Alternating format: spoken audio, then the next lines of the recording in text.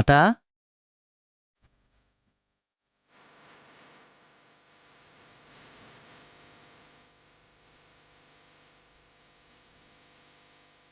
ఏంట్రా ఆ బాక్స్ ఏంటి? టాయ్స్ అత్త. టాయ్సా? అవునత్త.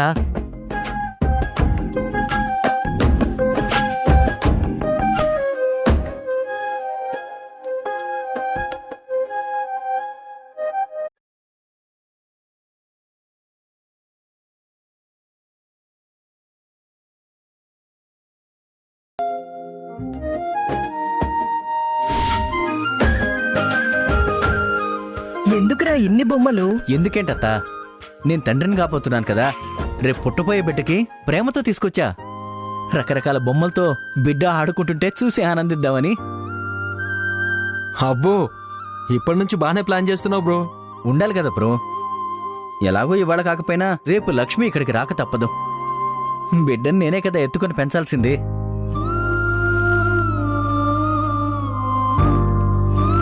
బావుంది నీ ఆలోచన. మంచి బొమ్మలే సెలెక్ట్ చేసుకుని తీసుకొచ్చావు. పిల్లల టేస్ట్కి తగ్గట్టు కావాలని షాప్ వాడిని అడిగాను. ఏజ్ ఎంత అన్నాడు. ఇంకా పుట్టలేదు అని చెప్పాను.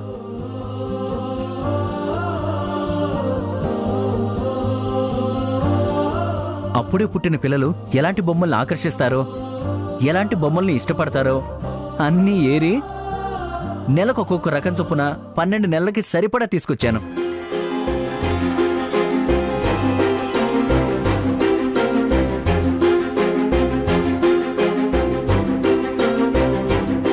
నిన్ను చూస్తుంటే చాలా సంతోషంగా ఉందిరా.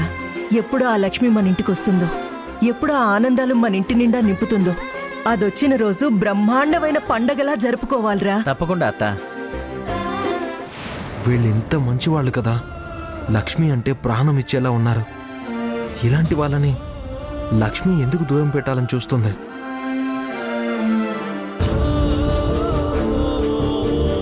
ఇంత అపురూపంగా చూసుకునే అత్త నాకు లేదు. ఉన్న అత్త నా చావును కోరుకుంటుంది. ఎలాగైనా సరే దుర్గమ్మ మనసు మార్చి దుర్గమ్మకి దగ్గరవ్వాలి. అప్పుడే మా ఇంట్లో కూడా సంతోషాలుంటాయి.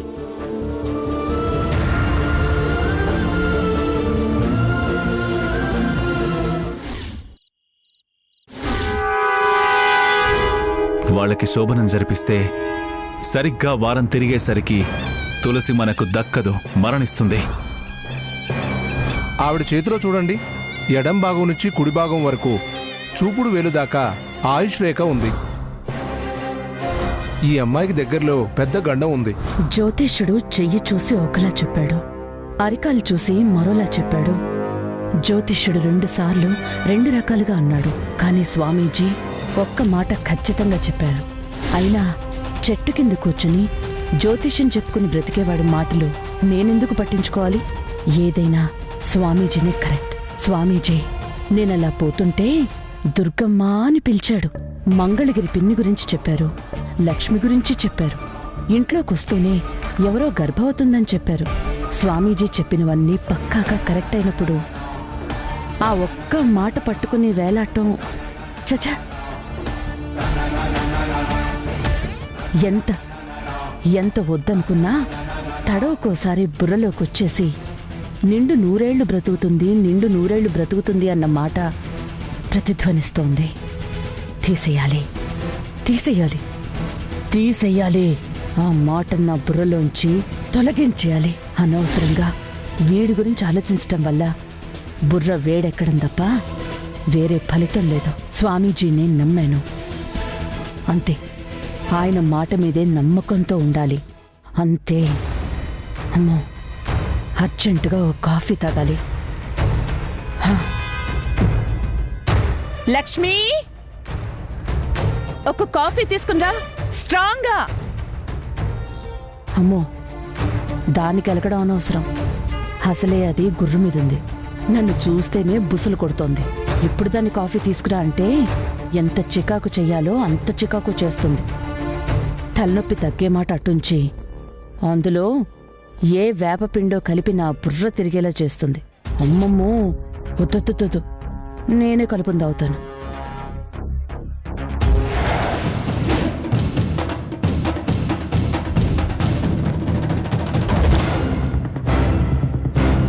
వదిన మరీ ఇంత దుర్మార్గపు మనిషి అవుతుందనుకోలేదు. రోజు రోజుకి పైశాచికత్వం పెరిగిపోతుందేమో అనిపిస్తుంది. ఎంత బావుండేది, ఎంత ప్రేమ ఒలకబోసేది.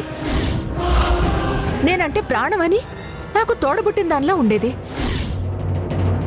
ఇప్పుడు అలాంటి వదిన తులసి ఎప్పుడు చస్తుందా అని గద్దలా ఎదురు చూస్తుందంటే నమ్మలేకపోతున్నానండి. వదిన మీద ఎంత ప్రేమ ఉండేదో ఇప్పుడు తన ఆలోచన ప్రవర్తన చూస్తుంటే అసహ్యం వేస్తుందండి.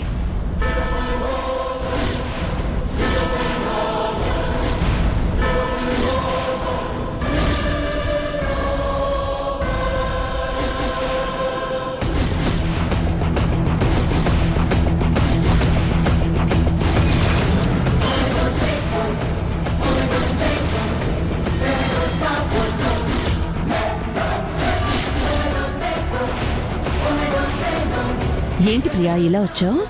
అమ్మయ్యా, నా మాటలు వినలేదు. ఏం లేదు వదినా. నీకో మాట చెప్పాలి.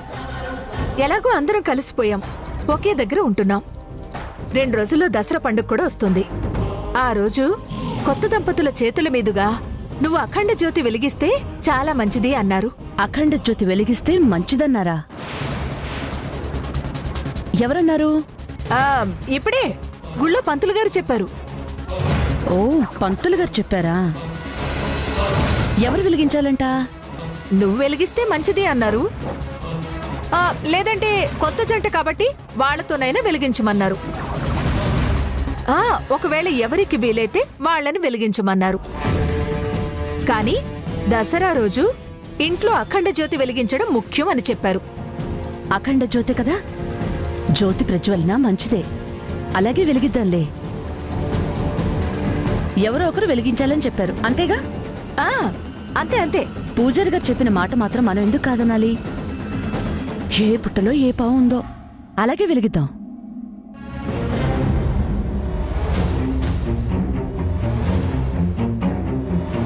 అమ్మయ్యా, మన మాటలు విన్నదేమోనని పై ప్రాణం పైనే పోయింది. వినలేదు, బ్రతికిపోయాం. అవును, అఖండ జ్యోతి ఎవరు వెలిగించినా పర్వాలేదని చెప్పటం ఏంటి ప్రియా?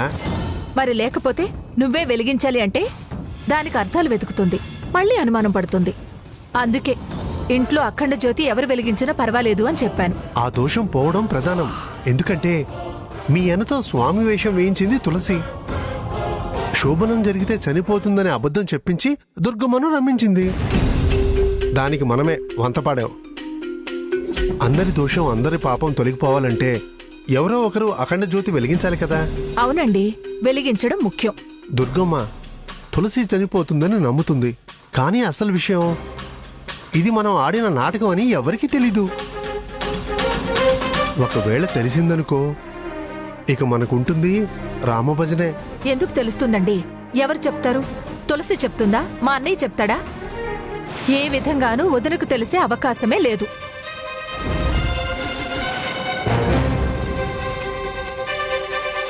ఎంత మోసం, ఎంత దగ, ఎంత కుట్ర! మీరందరూ కలిసి ఇంత నాటకం ఆడతారా? స్వామీజీ వేషంలో వచ్చింది మావయ్య. ఈ ఇంట్లో ఎవరో గర్భవతి ఉన్నారు, అవును కదూ? మావయ్యతోనే అబద్ధం చెప్పించి దుర్గమ్మని పిచ్చిదాన్ని చేసి ఆడుకుంటున్నారన్నమాట. తులసి చనిపోవడం అనేది అబద్ధం అన్నమాట. దుర్గమ్మత్త నాతో ఈ విషయం చెప్పకుండా దాచింది. అందుకోసమే దుర్గమ్మత్తకి అసలు స్వామీజీ చెప్పిన రహస్యం ఇదన్నమాట.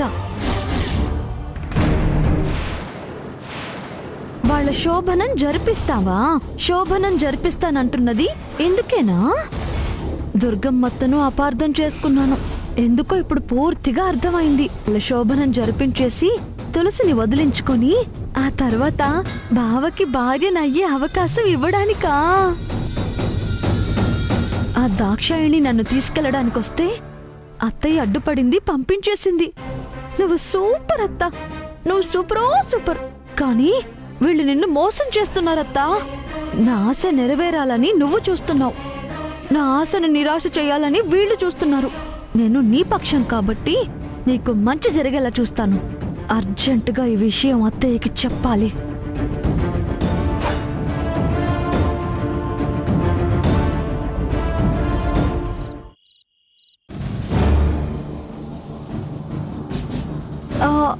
అమ్మో అత్తయ్య వస్తోంది. ఇప్పుడే అసలు విషయం చెప్పేయాలి. విషయం చెప్పేశాక నెక్స్ట్ నా పరిస్థితి ఏంటో తెలుసుకోవాలి. చెప్పేయాలి. ఏంటే అంత స్పీడ్గా వెళుతున్నావు?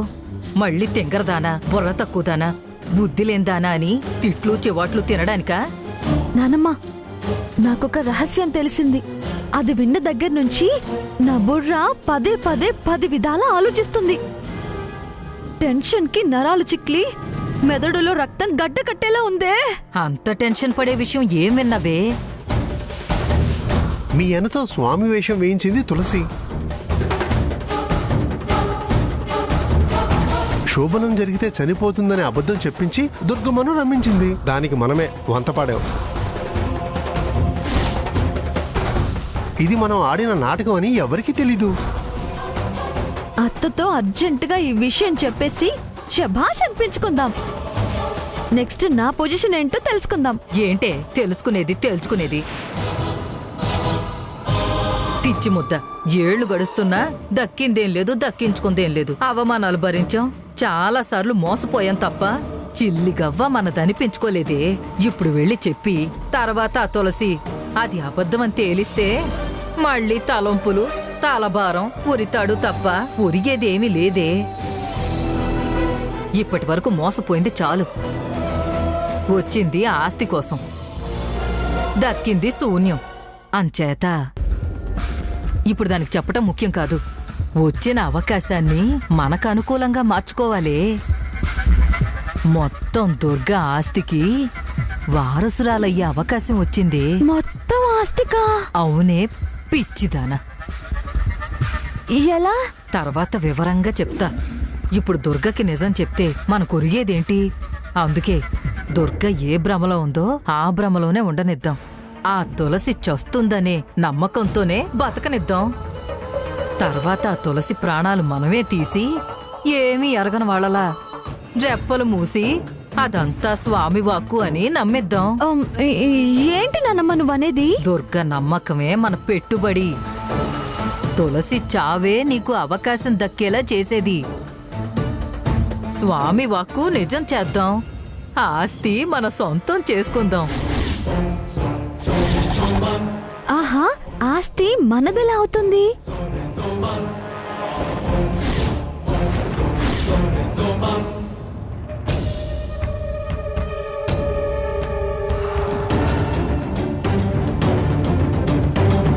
అమ్మో అమ్మో అమ్మో, నానమ్మ పద పద పద.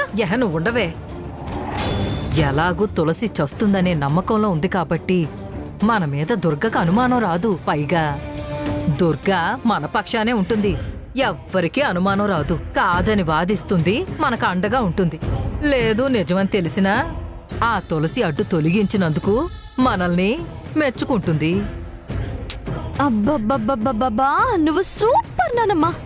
ఉండవే, ముందు మనం ఒకసారి మన లాయర్ని కలుద్దాం. లాయర్నెందుకు? చెప్తాను పదవే, పద.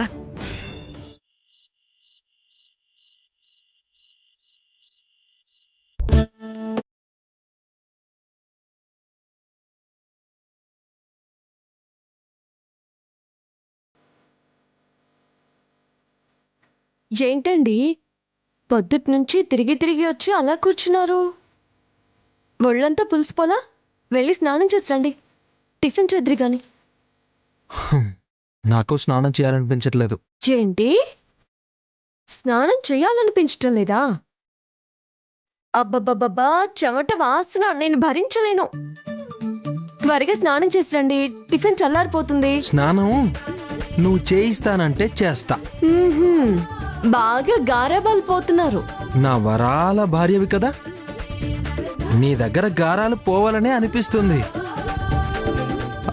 చేయిస్తావా చేయించవా? తప్పుతుందా? రండి. తలంటుతావా? 4 కూడా పెడతాను, సరేనా? ఓకే.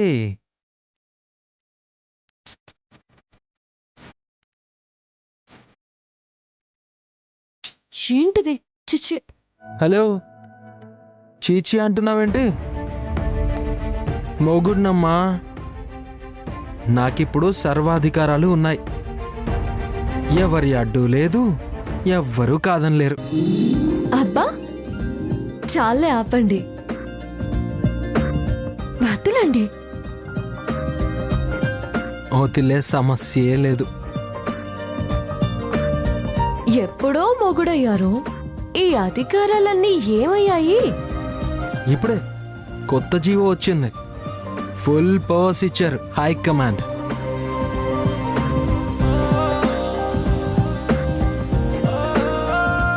ప్లీజ్ అండి, వదలండి.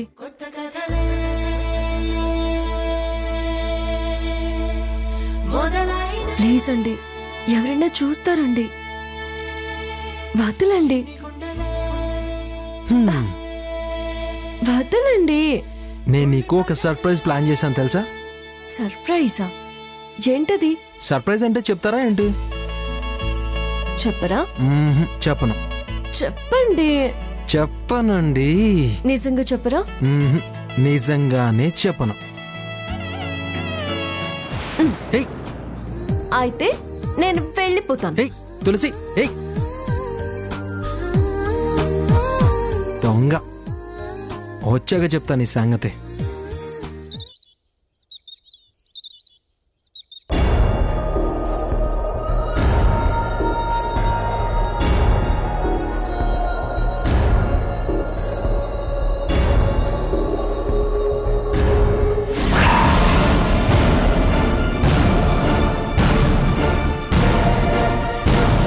దుర్గమ్మ, నువ్వు దాన్ని ఉసిగొల్పి నా మీదకి పంపిస్తున్నావు. చెప్తా, ఈ రోజు అటో ఇటో తేల్చుకొని కాని వెళ్ళను.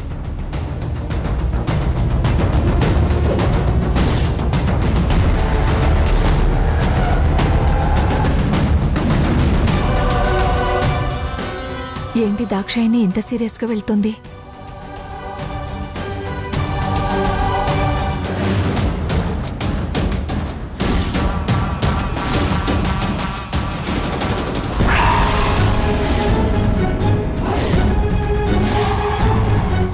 తులసి, అదేంటో చూడు.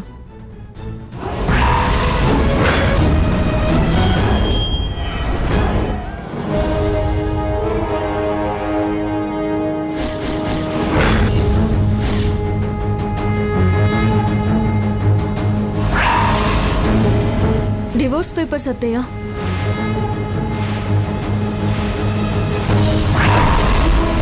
డైవర్స్ పేపర్సా? అవును మామయ్య.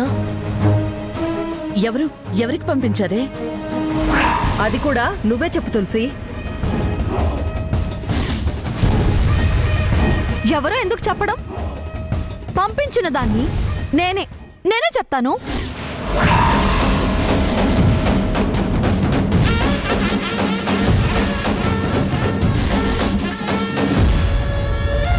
విన్నావా? నేనే పంపించానని ఎంత ధైర్యంగా చెప్తుందో.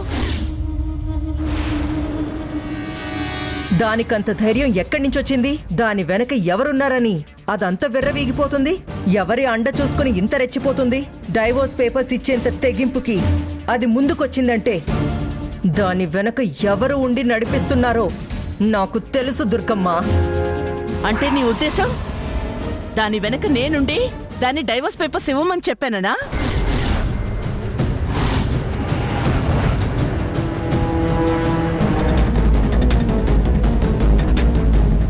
చెప్పానా అని అడగాల్సిన అవసరం లేదు, తెలుస్తూనే ఉంది కదా. ఇది కట్టుకున్న వాడికి డైవోర్స్ ఇచ్చి కాలం ఎలా వెళ్లదిద్దాం అనుకుంటుంది? దాని అండా బలం, దాని వీపు చరిచి నువ్వు ప్రోత్సహించకపోతే అదిలాంటి తెగింపు పనులకి ముందుకు రాదు.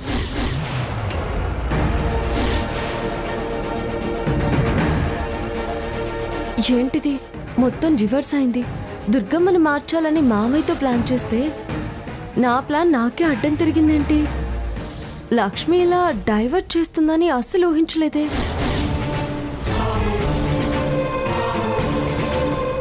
లక్ష్మి, ఎందుకే ఇలా చేసావు?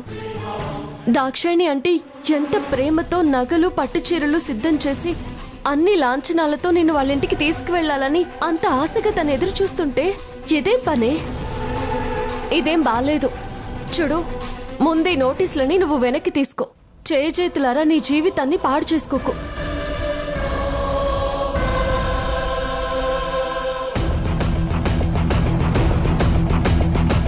ఒడ్డున కూర్చుని వరదలో ఈదుకుపోయేవాడికి అటు ఈదు ఇటు ఈదు, ఈ పక్కకు రా ఆ పక్కకు రా అని చెప్పడం కాదు.